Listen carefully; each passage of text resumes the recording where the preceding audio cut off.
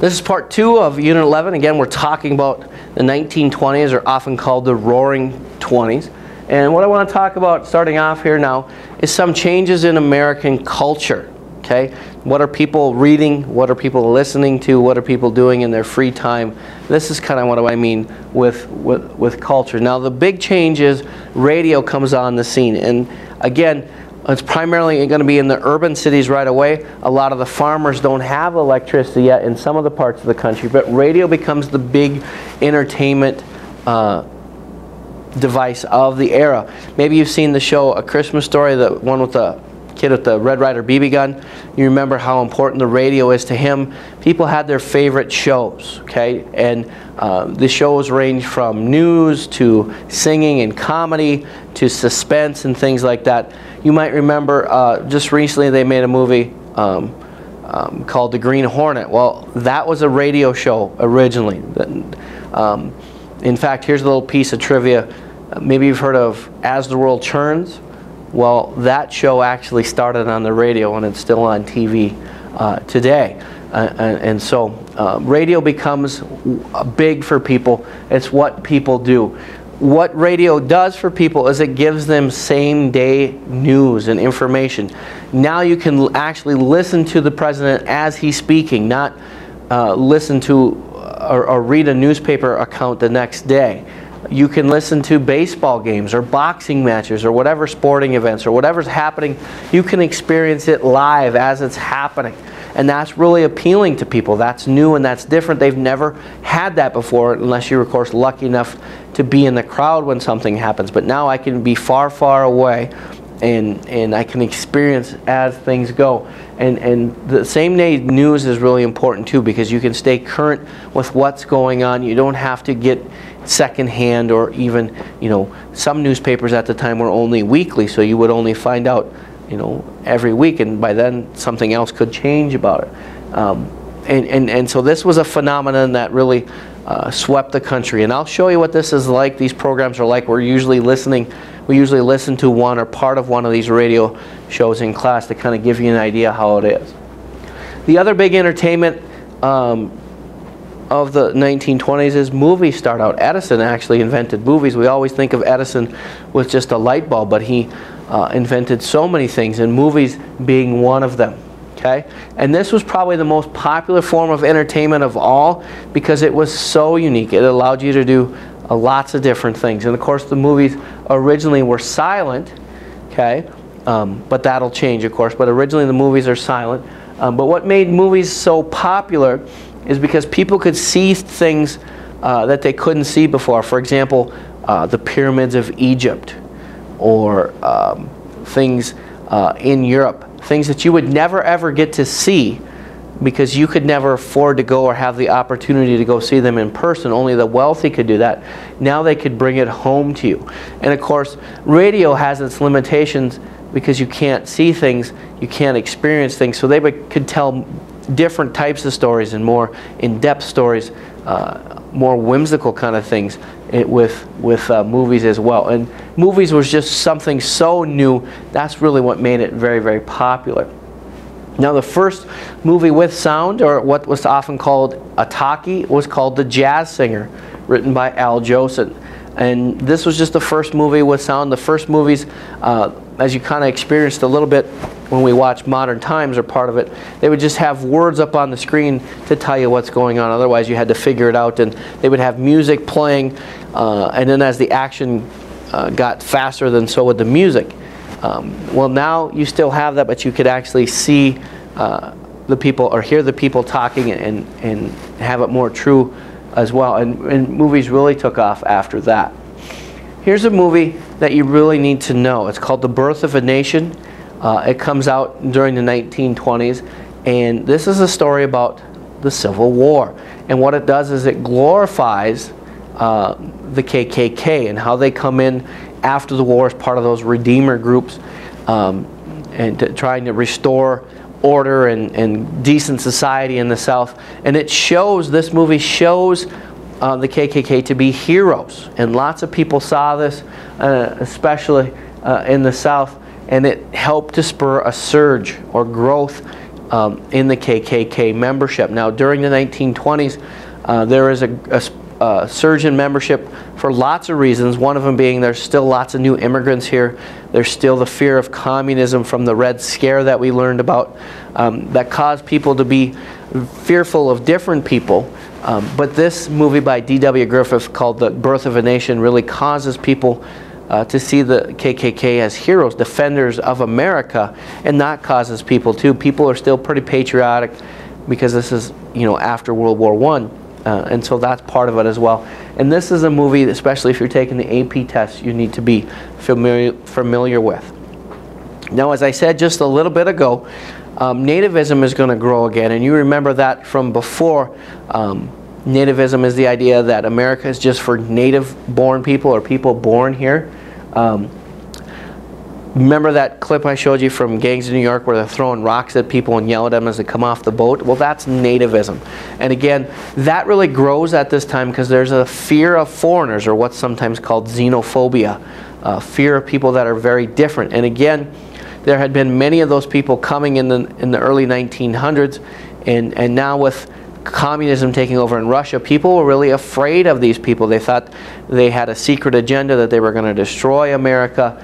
And so nativism kind of gets a surge in popularity again, or a lot of people start to adhere to that belief. And so they start to place limits on immigration because they see immigrants as taking away American opportunities again, and again, they're dangerous to our society. And so they start to restrict only so many people, or in some cases not at all. You can't have any people from certain countries coming in. That's the National Origins Act. And something that really hammers home this point is an event that happens in the 1920s called the Sacco and Vanzetti trial. These were two immigrants that were put on trial and convicted of killing someone and ultimately executed, although most of the evidence is what we call circumstantial. In other words, it wasn't really 100%. It was pretty much like, well, we think you could have did it, and you might have wanted to do it, so you must be guilty. Most historians say a lot of this evidence wouldn't hold up in a court of law today or during most periods in history, but because people were so anti-immigrant at the time, and these were two immigrants that were not very well liked, they were allowed to do it during this period. In other words, most of the time they wouldn't have had enough evidence to convict these people, let alone execute them, but because there was so much a hysteria of anti-foreignism, beliefs in the country at the time, it was allowed to happen. And that's kind of a theme again in our history. Remember the Red Scare and the Palmer raids, where people were giving away some of their freedom guaranteed by the Constitution in exchange for a little what's the word I'm looking for? A little more peace and quiet, a little more peace of mind to get away from their fears. So this is kind of a sad case in American history, but it shows that nativism that was really going on there. Continuing with American culture, let's talk about African Americans. What's happening in African American world at this time is something called the Harlem Renaissance. Renaissance, you probably remember from your world history courses, it's a rebirth. This is a rebirth in African American culture. Okay? This is when African American artists, singers, writers, musicians, painters, poets get some popularity because they're talented, and people recognize that, even white people. Okay, that's a surge in that. Two of the most famous ones here are Langston Hughes and Zora Hurston. These are writers primarily, they're poets too, but they are the ones that are kind of so often held up as the faces of the Harlem Renaissance. And again, it's just Harlem Renaissance. What that means is there's an acceptance or growth, an acceptance of American artists of all kinds. Another black American to know is Marcus Garvey. Okay, he heads a group called the African Improvement Association, where he wants blacks to be proud of who they are. They're African American, and don't be ashamed of that. Don't hide that. Don't be afraid of that. Be proud of who you are. And he gets lots and lots of members. This is a guy that this organization has more members than any other African American association or group in American history. And he advocates actually going back to Africa and part of that is after a while he kind of gets a little too full of himself and he wants to become a president of some country, obviously. But part of that too is he doesn't think African Americans will ever get true acceptance in our country. We're just too different. The barriers of that are too great, so that's kind of why he advocates that. But just know that he really stands for black pride, being proud of who you are, and a lot of people follow him. His name is Marcus Garvey, and he's part of the Harlem Renaissance as well. Jazz music, of course, is associated with the 1920s. Sometimes this is also called the Jazz Age, the 20s are, because jazz music is very popular, which of course is started with African Americans as well. And jazz is a very wild and ruckus type of music. It's often played improvisation, where you kind of make it up as you go, and that becomes very popular during the time. Okay, and we'll talk about why in just a little bit. Josephine Baker is probably the most, well, there's lots of them, but she's a very famous singer of the age, and she kind of becomes the first diva, I guess we'd say today. She's very popular and liked by whites and blacks as well.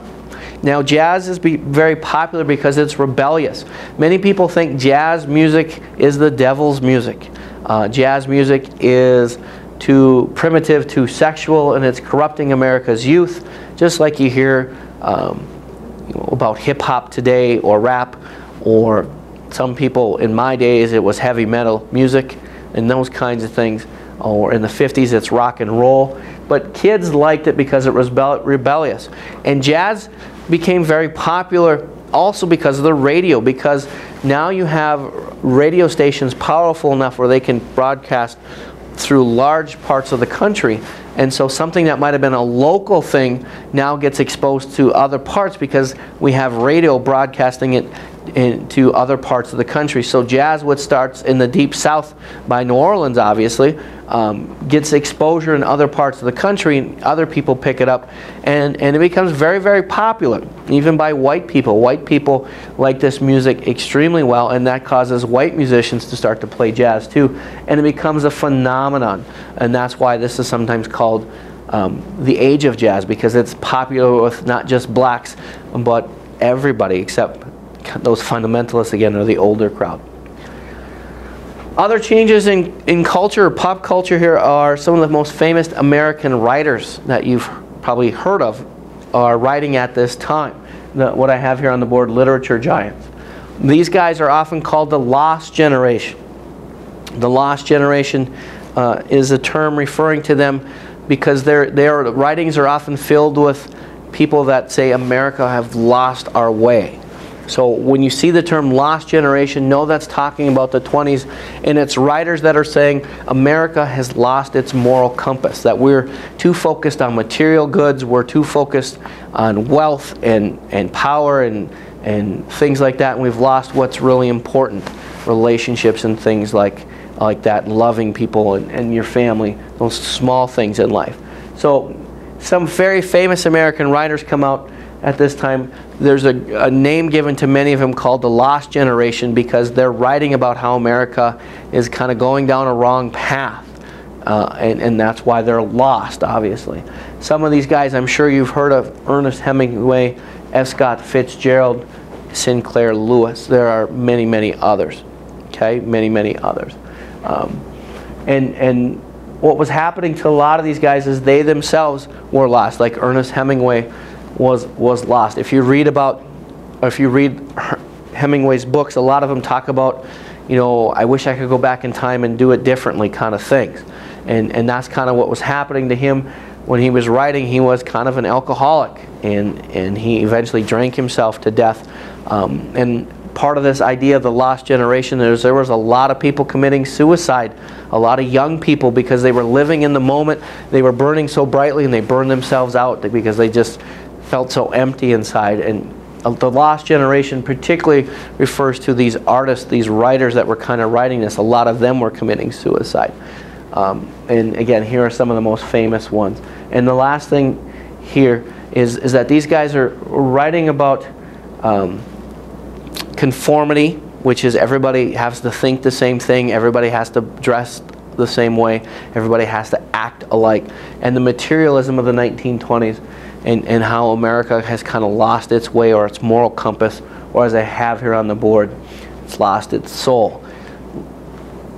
This term expatriates here on the end refers to that many of these people left the country to write because they didn't feel that they could write honestly and objectively if they were in the country. They had to kind of go outside the country and write about it from looking on the outside. And so many of these people went to Paris. Paris at this time was the home to lots of artists from all over the world, not just America. But that's where a lot of these people are living and writing. I just want you to know what the term expatriate is. Okay? A little bit more here about culture. Because of radio, because of movies, and things like that, some new heroes are going to emerge. New people, new types of people are going to be important to people. Okay? This is sometimes called the golden age of sports because sports becomes big money at this time. We have some of the first professional leagues being formed. And it's also the time where radio makes these personalities larger than life. And this is when sports becomes popular in our country. And people that are good at sports become our heroes. This is when kids start to look up to people like, you know, Babe Ruth, for example, or boxers like Jack Dempsey and these kinds of things. So what's happening is America is changing in the fact who we look up to. It used to be we looked up to politicians and presidents and those kind of things were our heroes. Now because of radio and movies, sports people and actors and those kinds of things are going to be some of our heroes. Probably the biggest hero of the 1920s is not an actor though, and is not a sports guy, and that's Charles Lindbergh. Charles Lindbergh is the first person to fly solo across the Atlantic Ocean, and he becomes a worldwide hero phenomenon. And again, a lot of this has to do with radio because you can experience, as he's landing, you can experience the excitement as it's happening. As he's going through his parade in New York, you can experience that through the power of radio. And then later on, when you go to the movies, you have little movie clips about it. You can experience as he happens. Charles Lindbergh flying solo across the Atlantic was thought to be impossible. And he becomes an instant hero because here's man and machine working together, conquering you know, the unconquerable, doing things, and it's kind of showing that modern idea of we can do anything. We can accomplish anything. Americans can do anything, and we shouldn't be afraid of doing new things. We shouldn't be afraid of doing things differently because that's going to lead us to even more greatness. And so Lindbergh is probably the most famous person of the 1920s. A little bit about the politics here, and then we'll wrap up our unit on the 1920s. Politics during the 1920s is going to be pretty stagnant or pretty dull or boring. In terms of foreign policy, we're going to get back to isolationism. We want to get out of foreign affairs to a certain degree. Yes, we still want to trade. Trade is still important, but because of World War I and the horrible death and destruction of it, we want to stay away from being involved in anything that's going to get us entangled with more foreign wars. And so our politics are about that. A good example of this is the Kellogg-Briand Act. Now this is a law that's trying to end war. This is a law trying to end war. Basically what this act is, Kellogg is the guy from the United States, and Briand is the guy from France, I believe it is. They are going to write a law that says, hey, if countries are mad at each other, they're going to have to wait a year before they can start a war, a cooling off period. And there's some other things in this about limiting the size of armies and navies and things like that, I believe. But basically what they do is they get like 60-some countries to sign this, and this is supposed to try to end war forever because hey, everybody says, hey, if we have to wait a year, cooler heads are going to prevail, and we won't end up actually going to war. But this tells you what mood the country's in, and that's why it's significant, because it tells you people are really sick of the war. World War I was on such a huge scale again. That's what people want. Okay? The Washington Naval Conference, again, was about limiting the size of navies that countries could have. So you wouldn't be building these huge, enormous navies and great big battleships to destroy thing. If you kept to a reasonable size, the size you needed to just kind of defend yourself and those kinds of things, trying to end that militarism that was a cause of World War I, as you might remember. Okay? As far as domestic policies, domestic being things that are happening inside the country, the 1920s are dominated by the Republicans. Okay? They're all Republican presidents.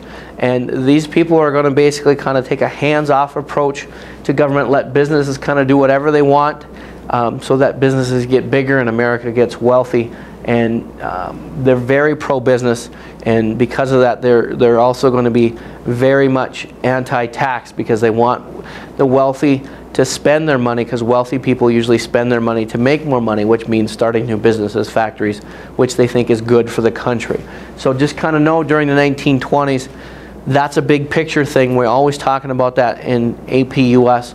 If you focus on the big picture, you can often figure out some questions. In the 1920s, businesses kind of get to do whatever they want, and rich people are getting wealthier because the government's cutting their taxes, and they're trying to just get the company or the country going in an economic boom. The economy of the 20s is just off the charts good, and they want to get out of the way. The government doesn't want to stop that. The first president, Republican president, is Harding.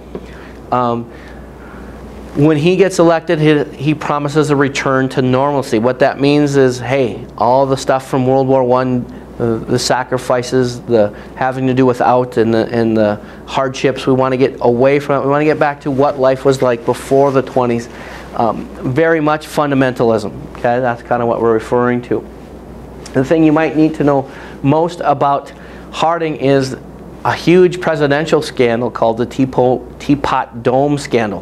What basically happened here is someone that worked for Harding, and we think he probably knew about this, Harding that is, and maybe even authorized this, but someone that worked for Harding, the Secretary of Interior, had some friends in the oil industry, and so he took some government land, some U.S. Navy land, and allowed them to lease it for loans, but the loans went right into that guy's pocket, more or less. So basically they were giving this guy bribes so that they could drill oil on this U.S. government land, and hopefully no one would find out about it, because obviously they got it for a much cheaper price and things like that. And it did get found out. It was a huge scandal.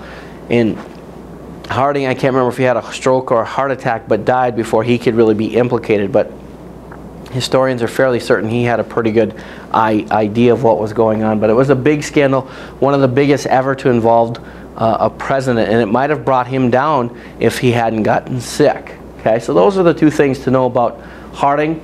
Silent Calvin Coolidge, Silent Cal, he was usually referred to.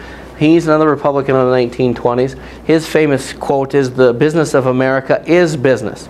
Again, kind of showing you that what's most important to our country is manufacturing and our corporations and our business. And as government, we got to get out of their way and let them do what they need to do to get bigger and thrive, because that's good for us. It puts money in the hands of Americans. It gives them jobs, which they can use then to buy products to make their life better. It gives the country power and prestige, and that's really kind of, again, the theme of the 1920s. This idea of laissez-faire economics, which is just the French term for hands-off, and that's kind of what the 1920s is about. Remember the progressive era, where progressives thought the government has to regulate business, government has to go in and make sure people aren't doing crooked things and taking advantage of the people and make sure the workplace is safe. Well, the 20s are the opposite of that. Basically, just whatever they need to do, as long as it's not really bad, we're going to stay out of it. And that's laissez-faire. So if you hear that term or read that term, you know that that means little government interference, only when absolutely necessary. And then the last president of the time is Herbert Hoover. Sorry, I'm struggling here a little bit. Herbert Hoover, okay, who was a World War I hero. He's the guy that organized all the food shipments. Food will win the war, all that kind of stuff. That's Herbert Hoover. His philosophy is a chicken in every pot, meaning We got to make sure American prosperity trickles down to everyone so that everybody has a piece of the pie and everyone has a chance at a decent life. That's what he means by a chicken in every pot. And again, he's pretty much the same as the other guys. Just get out of the way of the economy. Don't get involved unless it's really, really horrible. Now, what we've been kind of building here too is how the lifestyle and the culture and the politics of the 1920s are all kind of leading towards the Great Depression. That big horrible collapse that's coming in our economy. Now, there are warning signs during the 1920s that our economy is slowing down and headed for some trouble. Okay? And we'll get into this more when we talk about the actual Great Depression. But we talked about the Roaring '20s being a good economic time in United States history. Well, that's true for most people. Farmers during the second half of the 1920s are really struggling. They really didn't get to enjoy a lot of the benefits of the 1920s. The prices for them are really low because what happens is during World War I, they're told to produce, and they do, and they produce record amounts of food. But what happens then is after World War I, the farmers in Europe start to produce again, and so there's a huge surplus of grain, and so those good prices they were getting for their crops are no more because there's so much of it. It's the old supply and demand thing. The more there is of something, it's not as valuable, and so their prices are really, really low, and they're producing all this stuff, but they can't sell it and make a profit on it, and so they're really struggling. And a lot of times what's going to happen is they're going to get foreclosed on.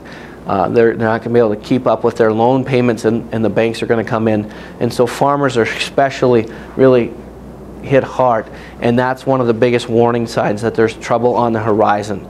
But that's the Great Depression, and that'll be Unit 12. So we'll get to that a little bit later. But that's the end of Unit 11. That's the Roaring '20s. It's a time of pretty good economic prosperity for most of the country. It's a time where we have this battle between modernization and fundamentalism, which is exhibited in things like the Scopes trial and Flappers.